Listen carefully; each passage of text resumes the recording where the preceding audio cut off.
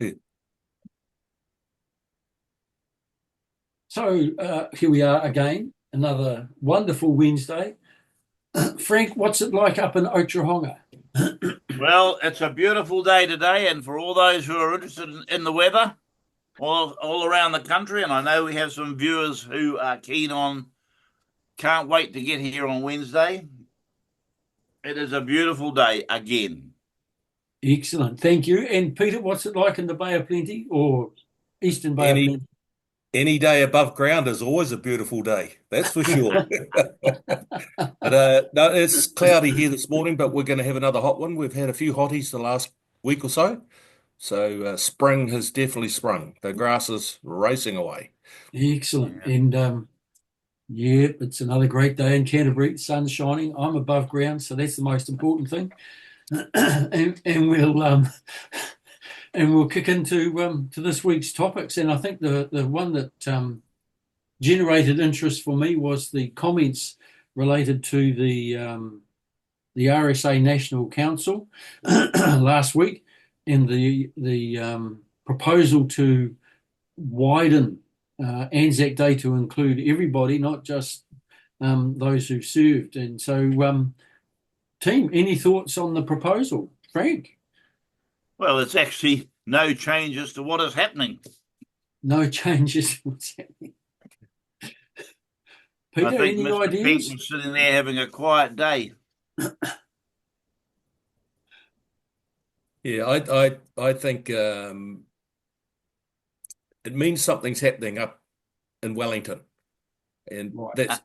that's always a good sign because quite often we get the impression that the wheels just don't turn; they just open and shut the Yeah, doors at eight a.m. and 4 p.m. and nothing happens in between. So yeah. So I had let's a hope. Let's hope. I had a read through the both of the the news articles that we posted on our page. And the first one that struck me was it's largely symbolic. Hmm. And I think that's what you said, Frank. It's just yeah, it's a bit of pushing paper around to keep someone in work. And I think the other comment that ran alongside that, and I've got about three or four bits I pulled out of there. Medallic recognition is an example of something that is one level merely symbolic, but incredibly meaningful to those people. So that kind of tells you that the things that we have been advocating for, some kind of recognition 7489, quite important to some people and not others.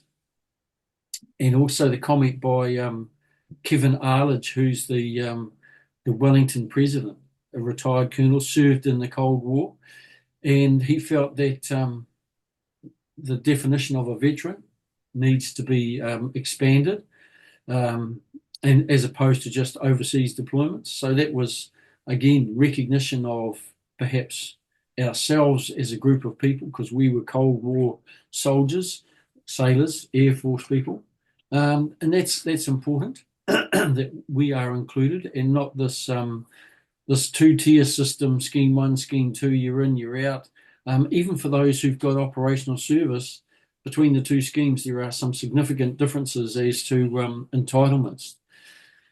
And then there was another comment from the president of Gore RSA, a younger ex-service person, and he was talking about the number of people that fall through the cracks that actually haven't deployed overseas, although they have had life-changing effects from their service, Hmm. and that there should be some recognition of that service. So, you know, there are noises that sound like perhaps people are not just on our side, but on the side of all those who have served, who haven't been deployed operationally, and who are caught in this trap of the pre 74, post 74 divide that they're either ACC or they're Veterans Affairs as opposed to all being in one shop. Then we had Major Ros Hamona. And his frustration was that the symbolic gesture, so a lot of symbolism, should be backed up with more funding. So that's another recognition that we have symbolic a gesture by Minister Pink, because as far as I'm aware, most Anzac services recognise those who've served at whatever time, not just the veteran community, not just the families of those who served in World War One, World War Two, that we've become quite used to. And I think the other thing that popped out of Chris Pink's, is it Chris Pink? Yeah. Yeah. Yeah, it is. Reported comments was that we know that there is more we can do and should do to better recognise service personnel's sacrifices. And that's quite a broad statement in that it's all personnel, not just the sacrifice of those who serve operationally. And again, we should do better. I kind of get a bit tired of some of those comments that pop out of politicians who say things like, "Oh, we're doing this so that it won't happen again, and we should do this because," and that's about the last you hear of it. So I wonder whether we're going to see anything come out of the comments from the Minister Pink. And the last one came out of the Arts and Culture Heritage and Arts, Culture and Heritage Minister, Paul Goldsmith, who was saying that it's time for the act to catch up with public sentiment. Yeah, that's okay. And the change is well overdue, and we need to acknowledge that all those who have served, and this is the part that kind of twinkled my nose a little bit, New Zealand in time of war and warlike conflicts deserve to be officially recognised and honoured. And missing from that statement, of course, is all those who have served. Doesn't mean in war or warlike conflicts. It's everybody who serves need to have their service recognised and honoured by our country, and specifically through our government. So there you go. The question I have for you two guys is, what was missing from all that wonderful rhetoric? Us as a No cohort. direct reference. No direct reference. Yeah. What else was missing? They were actually going to do it. Well, who knows? Well, they reckon it'll happen by 26. It'll all be to done. me, okay. To me, there was no commitment of finance to make it happen. Yeah. No commitment to dates. No, there was a commitment to the date. So 2025 Anzac Day, they hope to have the bill for the amendment before Parliament and to be operational by Anzac 26. Okay. And what was the other thing I was just thinking about was, sorry, it's gone right through my head. Oh, the thing you mentioned before is they're talking about stopping the lottery between Scheme 1 and Scheme 2. Yeah. But with no real proposals of what they're going to do, because although medallic recognition is important or it's not important, whichever politician you listen to, at the moment, that's the key to Scheme 1 and Scheme 2. Yep. Yep. So yeah, there's a real minefield in there that they need to pop the lid off. It is, and I think Minister Pink made reference to that it's quite complicated, the veterans' definition and how that works. But the thing I found missing, and maybe this is journalistic error or no one bothered to ask, but the national president of the RSA didn't make any comments, not recorded. And I'm going, oh, but they're the group that advocate for former servicemen and women, and no one's actually spoken to them. That's interesting. Yeah. And so just talking about Minister Pink, Chris Pink. So there's a guy that served in both the New Zealand and Australian navies. Now, he's classified as a veteran in Australia, but not in New Zealand. Yeah. Now, that's got to be a first in our relationship, because what does ANZAC stand for? So Um, where have we fallen apart at the seams? yeah. Uh, And that's the difference between recognition of a veteran virtually day one in Australia, yeah, and then we've got our legislation here, VSA 2014, which draws some very interesting lines, which is qualifying operational service or qualifying routine service. And if you don't meet Yeah. one, and if you've got qualifying routine service and you serve before 1st of April, 74, 84. April 74, yeah. 74, 74. you can be classified as a veteran, but you Yeah. won't get any entitlements to Veterans Affairs. Yeah, yeah, So, it's a real can of worms. I mean, so and there's more. exactly the same as the guys before 31st of January 74 in our theatre getting an NZ OSM, but with no operational service with qualifying operational service with it. So Yeah. So it's there's another anomaly. many anomalies in the system. Yeah. Anyway, so on to brighter things. Pete, what's happening in your sphere of the world and getting things done as far as you know developing our We've got, future? we're still on the hurry up and wait as far as the OIAs are continuing. Yeah. Yeah, hurry up and wait. Yeah. Yeah, we have been um, invited to partake as part of the RSA advocacy group. Oh, okay. And our link person for that is Derek Turvey. Yeah. Uh, Very early days, so nothing to report. And I think, at some stage in the near future, Derek will have some news for us that we can pass on. And fingers crossed, it's just putting our fingers into another pie, and we very much need to do that. Okay. It's not And it's not just all about us, it's all about the group as a whole, but we've just got to get the group all all agreeing as a whole, I guess. Yeah. and I think the other thing that comes to mind too is that I think in one of the emails I saw there was reference to a bit more spreading the message to the wider public as well about the situation, this divide between the two scheme one, scheme two, the lack of Yeah. recognition, all those things, which from personal experience, I know many members of the public I've spoken to are a bit horrified that there is this division and that Mm, those who serve but maybe haven't served operationally don't get recognition for their service right up mm, to and including today. So it's not just us. There's a big group of people who served post 1989 who fall in that gap, who maybe served during the time of Iraq and Afghanistan, but for whatever reason, East Timor, Solomons, Somalia, they didn't serve operationally overseas.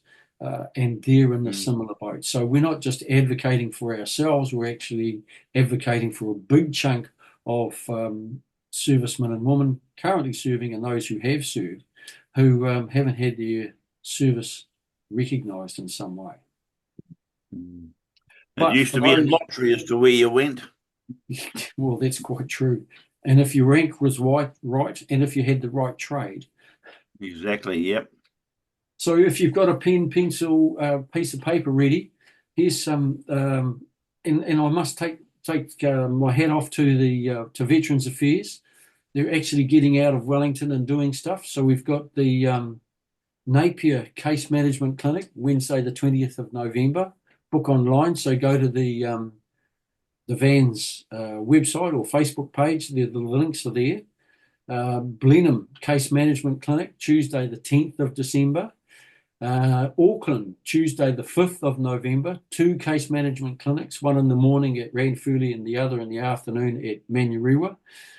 And just as part of our general support or drop-in hubs that are operating, Tauranga, so they're open yesterday and today between 10 and 3 at the Hinton Lounge at the RSA, and the Veterans Hub in Blenheim, they're on the third Thursday of the month. And I think there's a change to location and timing So it might pay to get in touch with Janice Marshall, I think it is. They're trying out a later gathering to get those in who are perhaps working, so the younger generation who are still working or with families or whatever. This Friday is the Air Force Museum gathering. So if you're in Canterbury, pop in there from about 9:30 onwards, have a coffee with those that gather. And last but not least, for the real green hat wearers, Infantry Corps Day is today, 23rd of October. So celebrate wisely, gents, and enjoy yourself and the comradeship that comes with that. I shall have a cold beer in honour of all the infantrymen tonight. Oh, thank you, Peter. I I'd appreciate love to have a cold beer. it. That's what happens when you put on CB. Yeah. So, crossing the bar, Frank. Yes, well, I have two shipmates across the bar. We have NZ 17413 Truman Peter, known as Pom Pom, joined in April 1962 as a seaman boy. That was the tough way to join the Navy, a seaman boy. After a courageous battle with cancer, Peter crossed the bar on the 16th of September 1600 in Brisbane. Further details on a service for Peter will be announced at a later date. NZW 1344 Bretherton, Nee Solomon, Jean Martin, the Women's Royal New Zealand Naval Service, crossed the bar on Tuesday, the 15th of October 2024. I'd like to pass our condolences on to all the family and friends of those sailors. Thank you, Frank. And I have one today, 730537. Johnson, Eric D, RNZIR, passed away age 76. Eric served in Victor 5 Company, May 70 to May 1971 in Vietnam. Any offers to do the ode, gents? Yep. They shall grow not old, as we that are left grow old. Age shall not weary them, nor the years condemn. The going down of the sun, and in the morning we will remember them. We will remember them. Thank you, Frank. Yeah. So there you go, folks. Short and sweet. If you've missed it first time around, you can replay the video and get down the dates and times of all those vans case management clinics, which is good to see. Getting out of the office and coming out to where the people are, as opposed to operating over a phone. So you have to take your head off to them. Well done. Thank you, Veterans Affairs. And as usual, if you have lost a loved one, either give us a call or get in touch with your local RSA and the support advisors to get some support and assistance if you need to negotiate or work your way through Veterans Affairs and or what assistance an RSA can offer you. That's about us for today, I think. Nothing else, gents? You're all happy and smiling? Sun shining, we're all above ground. Yep. So there you go. We'll see you same time, same place next week. And if you feel motivated and think that we're not doing a good job, so July next year is the chance. Put your hand up. Volunteers are welcome. Please come along. Don't sit on the outside and be critical. Join the group on the inside and help us serve those that we've served with. That's what we're about. And we welcome your input. Thank you. Have a great day. Have a great week. Just before you go, it's a long weekend this weekend, Labour weekend. Drive safe if you're going away anywhere. We want to see you next week. Right. I'll take that on board. I am travelling this weekend, but fortunately, me too. Two parts of the journey someone else is driving. Well, I'm still waiting. I've got another week before I have a review for my license. So. Oh wow. Yeah. We'll see what happens. Okay, take care for those infantry guys. Onward, keep a stiff upper lip and enjoy your celebrations today. Yeah. Cheers. Cheers, everyone.